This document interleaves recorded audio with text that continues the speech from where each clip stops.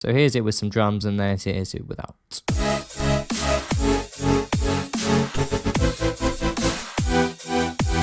With.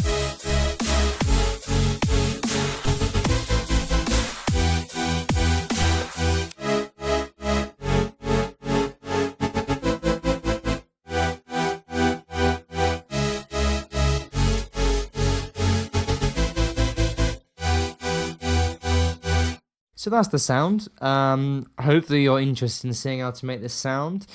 Just before I get into making the synth, I just want to say make sure that you subscribe to the channel, just because if you like future bass and you like other sort of bass heavy genres, this place is definitely the best place to check out. Click the little bell icon so you get notified each time that these videos come online. If you have any thoughts or any questions, leave them in the comments below and we'll try our best to answer them. Also, don't forget, if you want to either reverse engineer this sound or try this sound in your own projects and songs, you can download it in the description below and really try and see how it works for you. Okay, let's get into it. Okay, so we've just jumped into a fresh project and I'm going to get into exactly how we made that synth. So I started off with using Massive. Just because it's a very, very popular synth, and I felt that what I needed for this wasn't too demanding, and Massive kind of gave the best ease of use.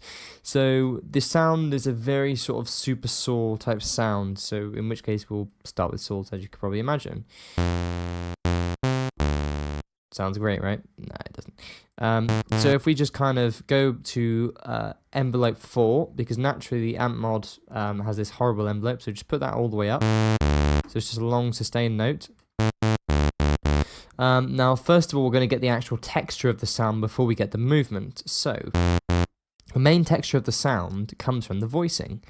So in particular, the unison. So if we just bump the unison up, and we can see how big we want the sound.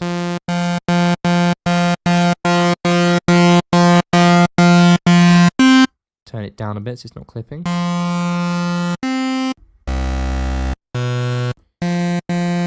I think 11's about good. Now we use the pitch cutoff to detune each different voice.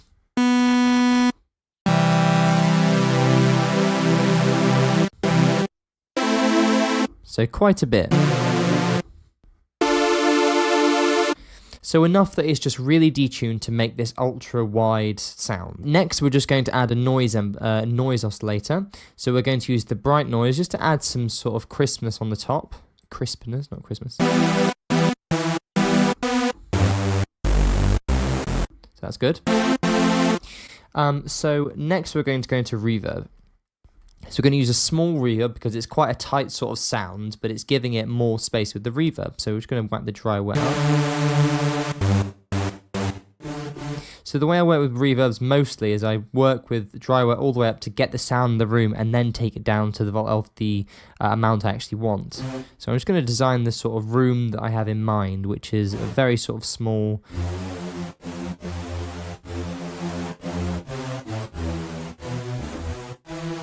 Yeah, so that's pretty good. So we take it down to about here or so. And next we're going to use the dimension expander to kind of create it even wider, basically. And we're just going to bring the dry wet up a tiny bit so we can hear the effect.